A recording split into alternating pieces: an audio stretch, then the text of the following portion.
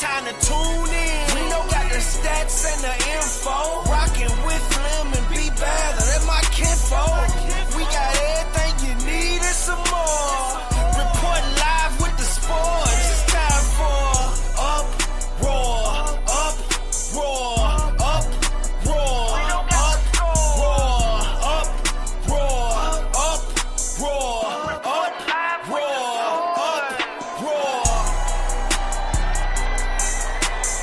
What's up? What's up? It is Good Friday here in the land of golden sunshine. I'm your host for Uproar Radio Show, Reno Thompson. As always, I'm alongside my guy, my dog, my brother, Flim, the man with the master plan. It is, we said, man, it's Good Friday. But before we do anything else with the show today, please do us a favor, hit that like button, hit that subscribe button. Always stay tapped in with us as we bring you everything nonstop TSU athletics, man.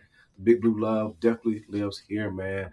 Flim, talk to me, man. How we feeling this Good Friday, man? It's a good day in Atlanta, Golden Sunshine in Nashville, Tennessee. Oh, yeah, man. Definitely a great day. Got a chance to just got back in from, getting my little miles in and getting a good sweat, getting hydrated, People going to have a good time tonight. So overall, man, we're excited about it, man. We're excited. It's my time of the year, my birthday month. Got a lot of great things going on. And so, we're here to report what the Tigers got going on and hoping everybody else is enjoying this holiday weekend. Definitely, man. But before we get into this, all things TSU athletics, man, obviously it's Final Four today. It's going to be some good matchups. You got Illinois versus, they're playing, I'm trying to remember the bracket right now. Illinois is playing UConn, right? And then you got Connecticut, Michigan. You got Arizona and Michigan. I'm sorry, Arizona, Michigan. Sorry, Arizona, Michigan. Right. Mm-hmm. So, who you got in this UConn Illinois matchup? I don't know, man. Just that UConn team just seems to figure out a way to play and to win a basketball game. Yeah. I haven't got a chance to watch Illinois, but from all the experts, they're a very talented team, and so Illinois is favored in that team. In that game. But man, it's just hard to go against UConn, man. They just find ways to win basketball games. Yeah, man. Like I'm definitely rocking with them. And then to me, and I think a lot of people will probably feel this way about basketball too. Just that way they played that last, 2 minutes? Well, really when they was down big to Duke, what happened? 19 points. Yeah, but I'd even say more around like the last 2.5 minutes. It was so much that because of how energetic they were, stuff started to fall their way.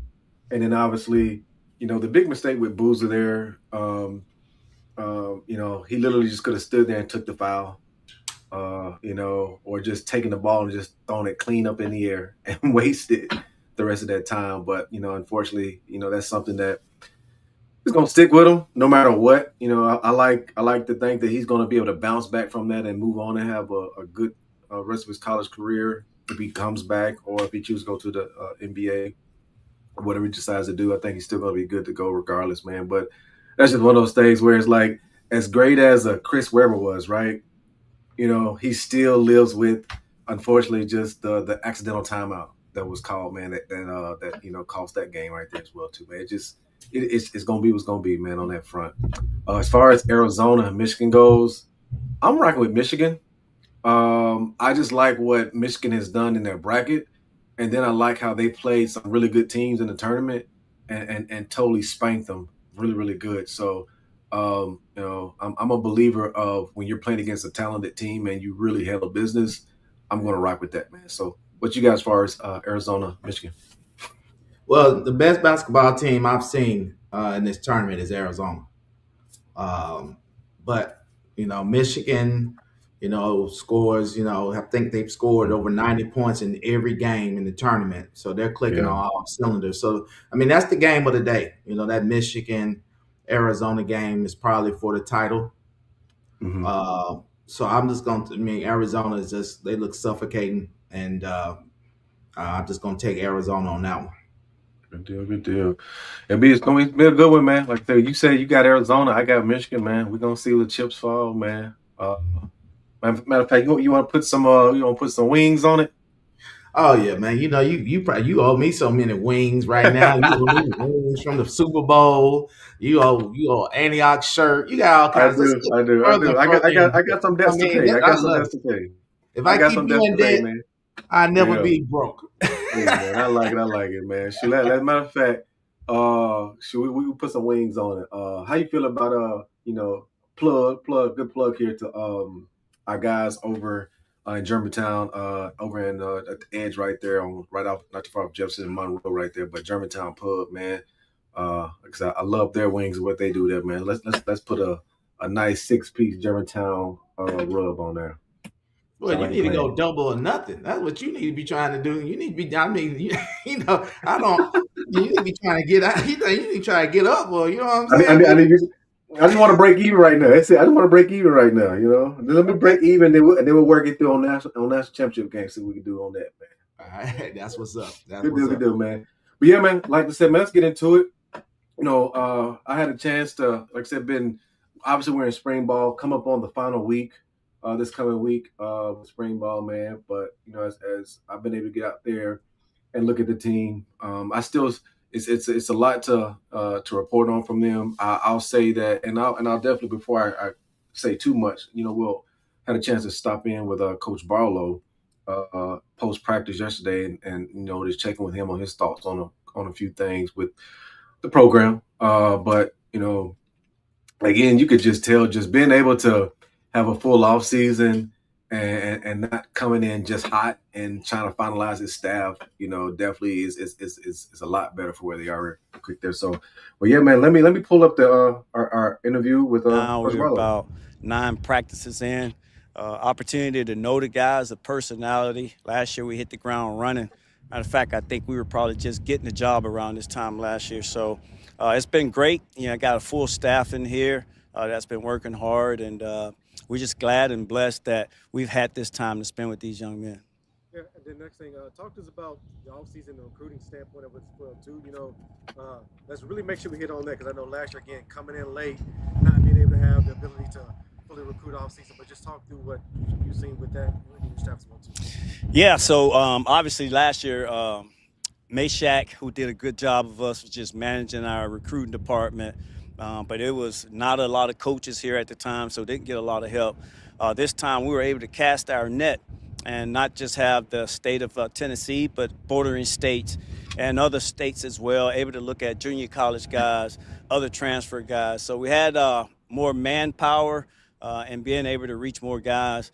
I think there's a better selection out there because of the timing of us getting the job and being here for the winter conditioning and coming through spring ball. So was able to grab some high school guys. The big thing was able to grab some guys that are right here now, that are here for spring practice, spring ball, to hear how we talk, to hear the Tiger talk, Tiger language, and we're hoping that makes a difference for us as we continue to go.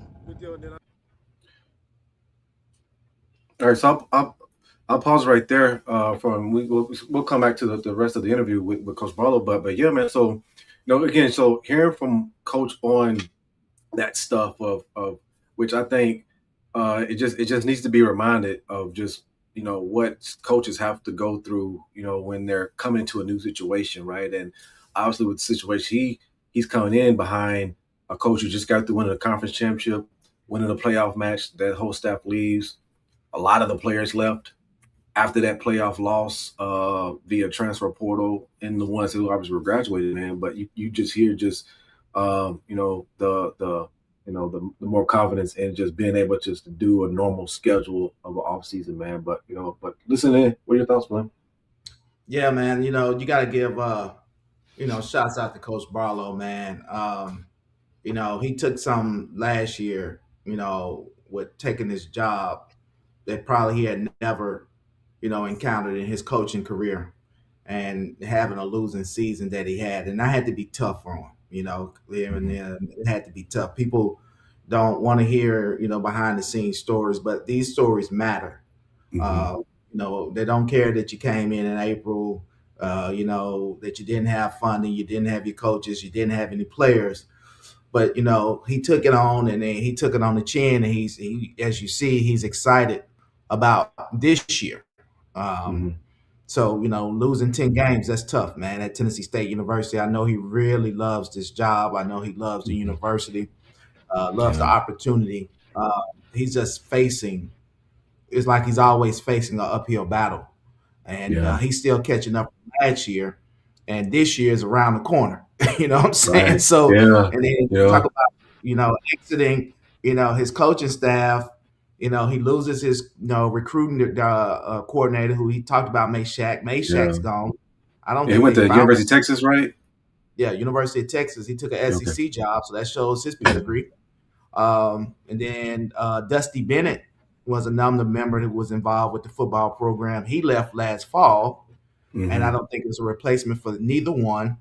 JT, who's been our equipment manager for decades, left in December. Yeah, they got a new guy in there. So it's just so many moving parts, and then the school not having, a lot of resource right now. That means, historically, the football program has been funded by student fees, right? So the more students you have, the more student fees you get, and the more budget you have for athletics, because athletics is not self-sustainable, and they don't sustain themselves with ticket sales, contracts, and sponsorships. So now that Tennessee State enrollment has dropped so low, that has to be a residual effect for the football program or all athletic programs. Yeah. So in a situation when you need more, you actually got less, So, if you're a Tennessee State fan, be patient with Coach Barlow and the staff. Yeah. They're facing tremendous challenges day to day, week to week, of just getting kids in the school, on the football field, trained, fed. And, if he has a winning season this year, he needs to be coach of the year. I'm telling you, real quick. So this is the other thing we didn't get a chance to really talk about in this brief conversation, but we'll get to, we'll follow back up with that next week with him. But, your defensive coordinator, stepped away from last year. And again, defense was pretty consistent. I can't remember off the top of my head where they finished top 30 as a team. Yeah, last year, but still top 30 that's still a good space to be in with how many teams, like 180 in FCS level, something like that. So you're still in good space, man. And then obviously your offense coordinator goes back to the UFL, which was already planned. And so you bring in, so it's like now again you're still adjusting to, you got your new defense coordinator in, you got your new offensive coordinator in. So it's rhythms, man. Like, and I'll speak to this personally for me. I was at Tennessee State, man. I came in under James Reese, and my position coach was Coach Turner, right? He gets I don't know if it was taking a firing or they just didn't renew. I can't remember whichever one it was, right? But anyways, he's not there the next year. Coach Webster comes in and got a new defense coordinator. And that defense coordinator is also my position coach. We get him for one season. And then he wasn't even here for 12 months. He got here, Mitchens got here in like February and Webb moved off to him at the end of the season. He brings in Ron Lambert, right? Get Ron Lambert for 2 years. He was defense coordinator both those years and my position coach. He's then let go. Coach Reed comes back in to be the defensive coordinator for us, right? And then who comes in? Another safeties coach, man. So it's like all my years, like as a player, I'm a kind of person, I thrive in good spaces when it comes to being consistent, right? And I get the mannerisms of this coach, highlights the coach, understanding how I can make sure that I'm tending to what he expects of me. And just unfortunately for me, it's always a restart. And some guys, I had other teammates that were able to really get past all of that and still thrive, right? Like me, it still takes time because I'm a relationship person as well too. So for me, this is one of those stories where you got to remind folks that when you go through changes like this, it not only affects the new guys coming in, but the guys that are, folks that are already there as well too, man. It's just an adjustment. And stuff just when you're gelling and you get consistency in your staff, like that is it just creates way more. The best programs have have been probably consistent when it comes to their defense coordinator, the offense coordinator, some of their position coaches as well too. Like that consistency of a staff is tremendous to the success of any program. Oh yeah, I mean that's why, man. We know what we discuss and what we talk about at length about. We have to do better administratively to support these athletic programs and coaches and students and student athletes. The environment has to be has to become better on 3500 John A. Merritt Boulevard. It's almost like that scene in Friday when he said, we always ain't got something, right? We got ham, no burger. We got peanut butter, no jelly. You know what I'm saying? It's always Tennessee State's athletic program juggling basically for basic things, and in my world, my success is intentional. And if you don't have systems, structures, and routines in place, that equals success. And that's why I made mention of what John Calipari said last week. He said coaches win games, but administrations win championships. So, like I said, I got nothing but respect for Coach Barlow, man. I mean, we don't like to talk about all the things that's behind the scenes. We know a lot of things that go along with that program that ain't right, and that really puts them at a disadvantage on Saturday. And so, hopefully, the change is coming. We talk about it at length. Coach Barlow is a damn good coach. He has a damn good staff. They've proven they can win anywhere and have won everywhere. So we just got to come in as a collective to support if we want to see some success in the fall. Definitely, man. Let's bring Coach Jermaine for the rest. Talk about what you liked and talk to us about the opportunities you're looking to grow up on as well too as we close out spring ball. Yeah, Reno, last weekend we had a chance to scrimmage. The guys were looking forward to it. The only thing I didn't like was the weather. It was probably 40 degrees out there, but we got through it. There was a lot of energy out there. We saw some guys make some plays. We saw some guys tackle the ball really well. We talk about the difference between being a good defense and an average defense is tackling. And for our first scrimmage, I thought our defensive guys did a good job of tackling. Quarterbacks, all four of them got some action, so it was good to see them out there and had a few guys make some big plays. Good deal. And then as far as next week, spring game week, but more importantly, we got a nice busy week for the team as well too, of engagement with the students as well too. Talk about what we got going on from the volunteer stuff they're going to be doing to the coach players interaction, the socials, all the good stuff. Just share that with us. Yeah, April the 11th is our spring game. Obviously, we get a chance to see our former players come back and play as well earlier that day. But we wanted to lead up with a bunch of events that leads up to spring game. We call it Spring Week, obviously. We'll start off with a basketball game between our players and our coaches. We've already asked Mr. Reno to come be a part of our team. So if you're out there listening, Blue Nation, and you're a little our age, we need you to come help us beat these players on Tuesday. So we'll have that at 6:30 there on Tuesday.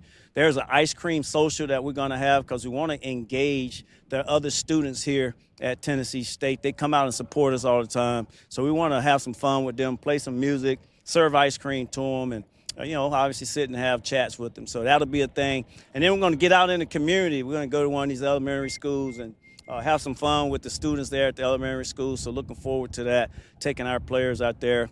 And then we'll have the players will have a mingle over here at the pavilion, a chance again to mingle with the student body, to give back in our own way. So looking forward to all of that. Should be a fun week. We've done it in the past at other places. It's always been a big hit. And we're looking for all our students to come out and be a part of it. Former students, alums, you guys can come be a part of it as well. All right, good deal. Coach, the final question is, the spring game is next Saturday, April 11th. We got our annual Legends game. I know you got a chance to see that and experience that a little bit last year. Can we get you to come out there and be a part of the Legends game and run a couple routes for us in the goal line setting? Man, I tell you, I was really impressed with the Legends games last year. There was a lot of guys that showed up and came back to participate, and that shows the love and care that they have for Big Blue. I don't know. I may be able to get out and run a hitch route or something, but it won't be much run after the catch. But if you guys need me, sure, we'll get out there with you. Good. Thanks so much, Coach. All right, go Big Blue. These young. All right, that's Coach Barlow. That is Coach Barlow. Yeah, man. So let's tackle this. When the first thing he talked about last Saturday scrimmage. Like I said, the team finished up this week. The last practice of the week was actually yesterday. He gave them Good Friday off. Make sure guys can, if do what they need to do to celebrate all things Good Friday for those who celebrate Easter and all those kind of things right there. Make sure they get a chance to do that safely as well. But, he talked about last Saturday scrimmage, and, he understands that you still got a new defense coordinator, a new offensive coordinator that wasn't even here last year on campus at all, right? And it's just, he's just more so monitoring how things are just progressing and are things getting better than it was the day before, right? So he's just focusing on those fundamentals of stuff, man, which is a good space to be, in springtime. I don't know if you agree with that. I don't know if you need to necessarily worry about the true X's and O's in springtime. I think springtime is more so meant to be, are we progressing towards a good showing for our spring game and making sure that once we go live in front of everybody that, typically you want to make sure that quarterbacks hitting their checks and receivers are hearing them, and same for defense. Folks are adjusting where they're supposed to adjust, right? So, but yeah, it sounds like they're trending towards that way, man. But what did you gather from it? Oh yeah, man. Coach Barlow is just building. He's building the program, one step at a time. So, engagement on campus. Spring week. We've had really a spring practice in probably a couple of years. So the reps are very important, and so he understands that getting the reps in, incorporating the student experience. Engaging with the community, with the volunteer work. This guy knows what he's doing. He just needs an opportunity to build the program up. And so, every day it's valuable for him. Each day he's here, they're going to get better. We just got to run parallel with him to help with those gaps that are there. There's a lot of stories and rumors, and since we don't get a lot of information from the administration, but there's rumors that that football program is probably underfunded by $1 million or so. So that's a big number. That means that's huge. So that's huge, man. That's huge. Scholarships, for kids. I mean, athletic scholarships. All the things that probably additional coaches. When you're short that much, and in a program, and when it comes to your competitors, it just puts you at a deep advantage. But I'm hearing that they like the kids that they have. They have some great kids out there that do what they're asked, they're where they're supposed to be. They work hard, and that's all you can ask for. So, but that sense is very optimistic. Question for you. He talked about the spring week, right, and just the engagement of the general student base. I feel like we haven't had that since probably your era. Sometime between like that late '90s era. I felt like your era did like a true spring week. Because it's right. You got all the Greek weeks in the springtime. And I felt like you all actually did a true spring week. Y'all's era, my years. It had lost quite a bit of that to where the only thing we would do was on that Saturday after the spring game, we'd be at the campus apartments over there in the volleyball sand pits, playing some volleyball, just grilling out, having a good time. And then maybe at night we all go somewhere that, the boys, we throw a party somewhere, but like that's what it was. But, I'm hopeful that something like this can find a way to have staying power going forward within the program to where it's the staple where internally they take that on and just, right now, the turnout's going to be what's going to be, students will still show up, but to where it eventually turns into something where this is another avenue to secure a younger fan base for the Big Blue, man. But am I correct on that you all's era, did a true spring week? Am I correct on that? Yeah, so you're talking about all the things that whole spring when we had the Alpha Week and Delta Week, and then the football boys, we had our week. You know what I mean? Yeah, we had that as well. But when Rod was here, we had the spring game week was a generating revenue week for us because Okay. we had fundraising events during spring week. Particularly what we had was the golf tournament. The golf tournament was our top fundraiser out of the two. So we had two fundraising opportunities under Rod Reed with TSU Tiger Paw. We had the kickoff luncheon, which we did that last year, with the help of the Tiger Den group, and then we had the golf tournament. Yeah. So when you're getting people back to watch the game, and we promoted it and be a part of blue and white game and things of that nature, that's an opportunity to build momentum with your constituents, your stakeholders, your alumnus and alumni. But then it's an opportunity for also to generate revenue. So that's the thing is that we got to get back to is not dropping the ball on opportunities. I mean, there was a lot of groundwork that was done that was help supplementing the program that are not there anymore. You also lost Pro Day. Excuse me, not Pro Day, Fan Day. Fan Day was a good opportunity for us in the fall. So yeah, and we never had that when I was playing. We never had Fan Day. Yeah, but like this, that we did have Fan Day. It wasn't what I saw Fan Day to be post my playing time, where guys were like signing posters of the upcoming season or stuff like that. Like it definitely wasn't that. Yeah, we did a great job with that, man. I still got some pictures when Aiden was small.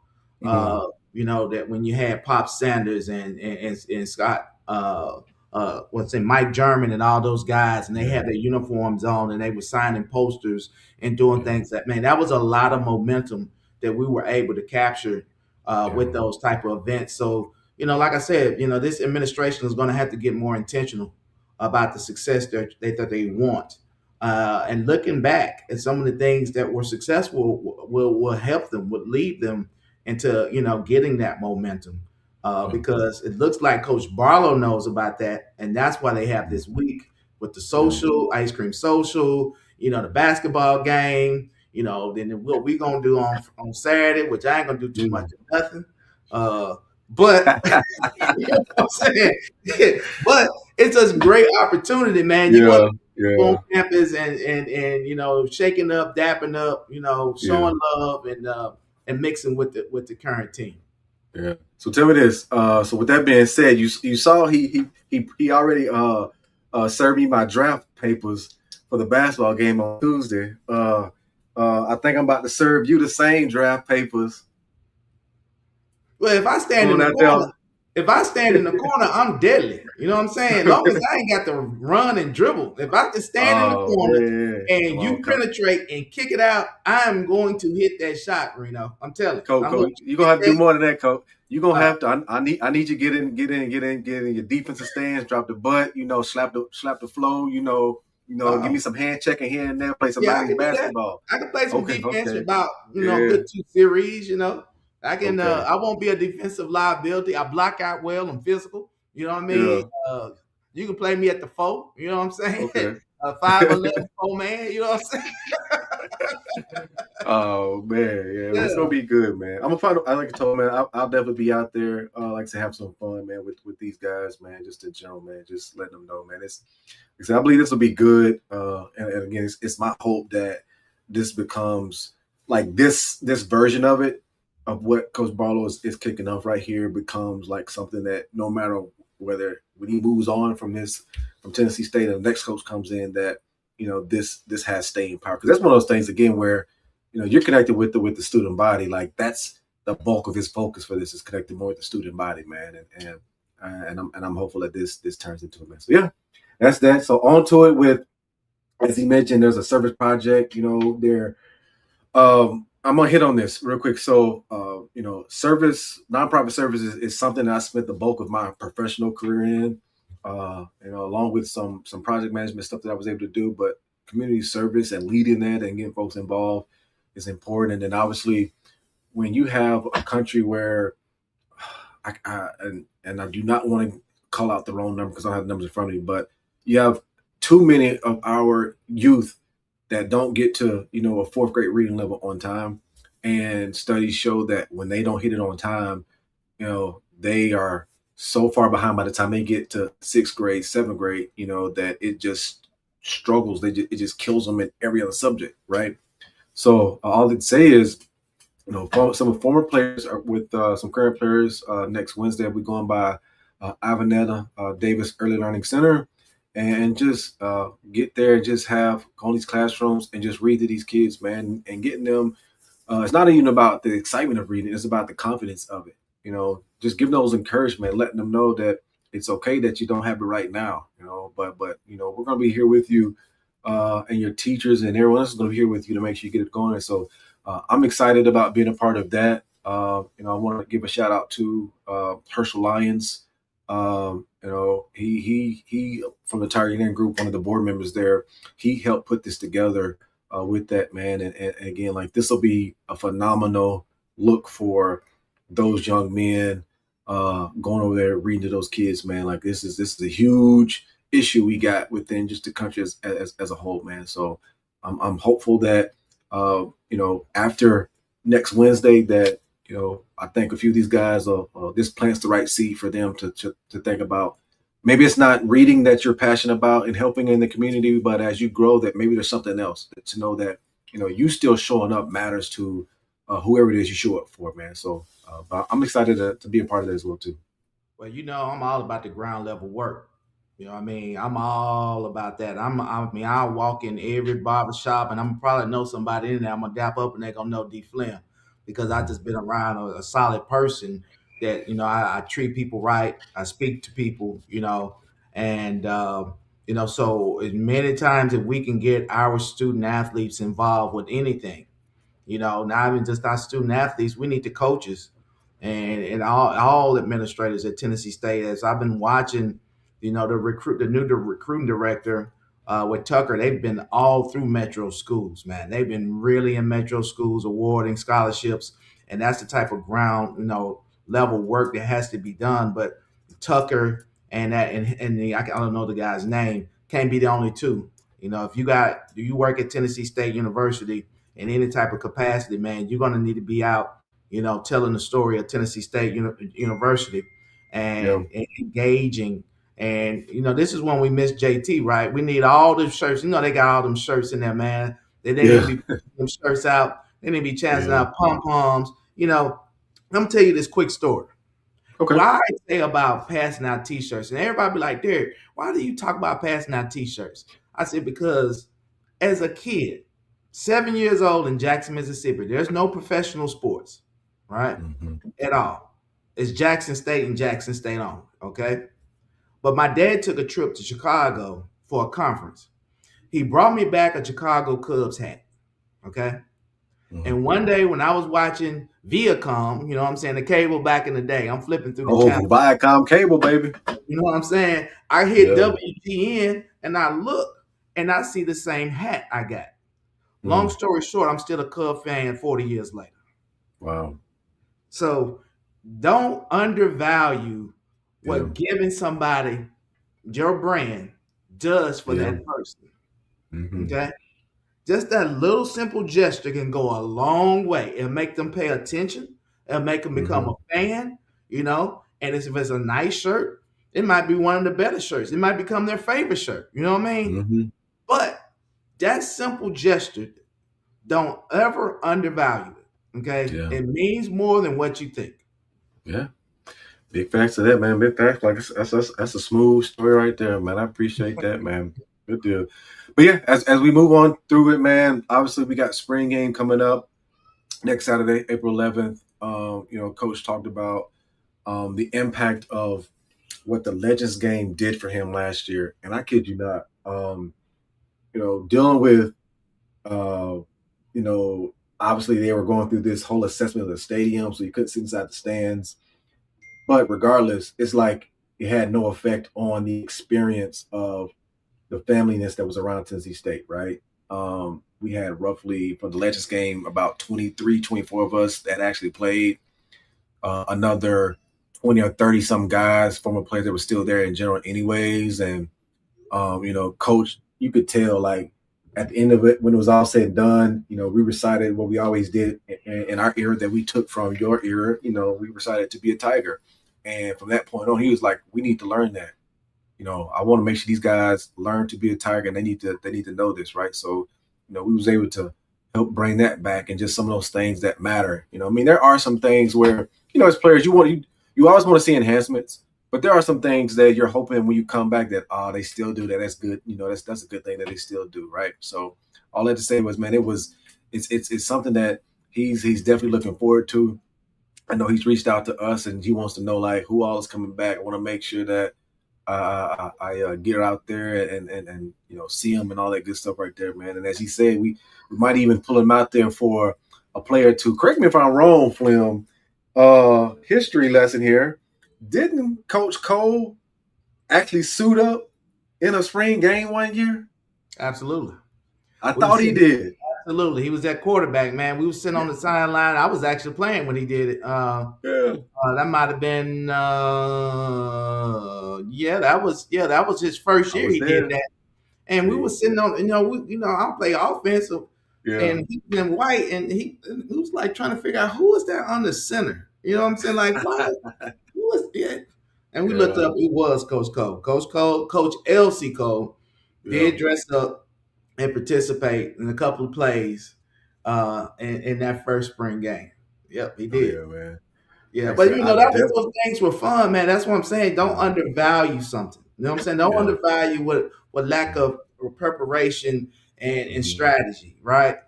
Do the best you can, give the best that you can to people, and let the then cards fall where they may.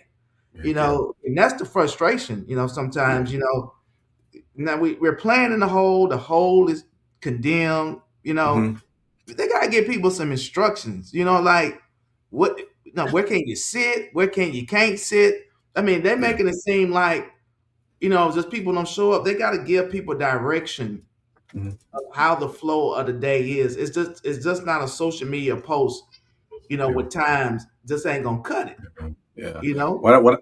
What I can say is, obviously, once you get there, I like to think, because I know they reported it last year. They did it maybe 3 days out. They let people know like what to expect on Saturday or whatever there. So I know I like to think they're going to still do the same thing again this year. But it's bring your chair. Like I said, it'll be the same thing. Like, folks, I'm telling you right now, bring your own tailgate lawn chair. Do your thing. Definitely do that as well. Tiger Den Group is going to be, football alumni is going to be feeding the guys after the spring game. Going to give them a nice, hot, fresh, grilled plate, for them. So I always make sure we take care of them. Make sure that standard never leaves. That that was something that was started years ago. So make sure that's one thing that continues to stay with us, man. But yeah, as we move into to Good Friday, man, and before we get out of here, man, just I want to open up the floor for you to just tell us, some things, or one thing, whatever it is that you're blessed about. Man, listen, man, I'm so blessed. I only have enough time to talk about it. It's like when you're in church, when you say, I can't thank you enough for 10,000 tongues. You know what I'm saying? Man, I'm just blessed, man, to be here. My son is okay. My family's okay. I got great, mindset. I'm thinking well. I'm exercising well. Man, I might be okay next week, Reno. I might be able to do one go route. And I'm going to go. Get them hammies. Get them hammies and those glutes are ready. When I go, I'm just going to go right off the field, okay? They throw the ball, that's great. Yeah. If they do, I'm going to catch it. I take it in, and that's going to be it. Short story. You remember in 2012, we had, I think that might have been one of the first Legends games. Yeah. It's early in the infant stages of this platform. We used to play Vanderbilt, right? Yeah. We played the Vanderbilt Legends. And we played them in the hole. And the game was a really good game. We were really competitive. You know, you had T Banks and all those guys over there, some other Vanderbilt guys that was on, and we were playing, and it was a close game. You know what I'm saying? I think they might have been up with a few minutes left, and DQ hit me in the back of the end zone for that winning touchdown, and I took my gloves off. With me being Ric Flair, Ric Flair showed up, took off the ball, slammed it, took my gloves off, and walked off the field. Oh yeah, that's how we won, man. That's how we won. So you know, that's how I hope my quarterback is gonna play this week. I mean, next week. Is DQ signed up? I didn't. May have. I think he did. I need to go back and look at that list. But I think I saw his name on there for sure. So yeah, man. Okay. All right. So it's gonna be good, man. It's gonna be good for me. You know, about things from, you know, my family and everything that I'm blessed to have from my wife, my kids. I really think about, you know, it was around this time 2 years ago. Yeah, it was around this time, I believe, 2 years ago. Yes, it was around this time 2 years ago when we found out that my mom had a glioblastoma tumor, like right here on the frontal lobe. So she had, you know, long story short, my oldest son was with her. He stayed over her house that night, mom and dad's house that night, and getting ready for church. And mom never made it to church that morning. My dad, he's chairman of deacon board, you know, at Lake Providence, and he runs home and he finds my mom holding my son sitting in a chair, and he knew something was wrong then. So all I have to say is we got the diagnosis. They were able to take care of it the first time, and then it came back, right? And then, you know, around December of we're in 26 now, around December of 24, it was looking like, you know, they were pretty much telling us like, you might need to prepare for home hospice, right? But long story short, got down to the Mayo Clinic down there in Jacksonville, Florida, and was able to figure some stuff out. And, you know, she's still here with us. And, you know, for the folks who deal with that, I mean, I've seen much worse scenarios than what my mom has. But I'm just thankful that she's here and we still get to enjoy each day, man. So I'm blessed to have all the things that I have right there, man. So that's what I'm blessed for. So I'm excited again to just celebrate family, new family, old family, as we go forward. And you know, from us to you all. Hold on, Reno. Hold on. What you got? New family. I'm making a prediction with the new family. Okay. Your boy gonna be born on my birthday. I'm calling 27. Yeah. 2026. I'm gonna have a twin. We're gonna find out because we got to do a scheduled C-section. So like I said, I'll let you know, man. I'll let you know what the actual scheduled C-section day is. Yeah, man. But again, appreciate it, man. But again, from us to you all, before we get out of here, as always, make sure you tap in with us, check in with us next week, you know, bring you more TSU football, spring football content. Be sure that you tap in with the program. Make sure you're there Saturday, April 11th. Legends game kicks off at 11:30. The spring blue and white annual blue and white game starts at 1:00. Come connect. There's going to be so many legends there. Get your pictures with them. Get your autographs with them. Make sure that if you got your kids, make sure you sign up for Junior Tigers Club. You know, the guy you need to look for, his name is Julius McNair. You can't miss him. He's Dr. Allen's, 80 Allen's number 2. Find him. Say, hey, I want my kids to be a Junior Tiger. Sign them up. Get them going in this big blue culture. So again, man, from us to you all, man, we look forward to see you all next week on another episode of Uproar Radio Show. We out. Happy Easter. He has arisen. He has.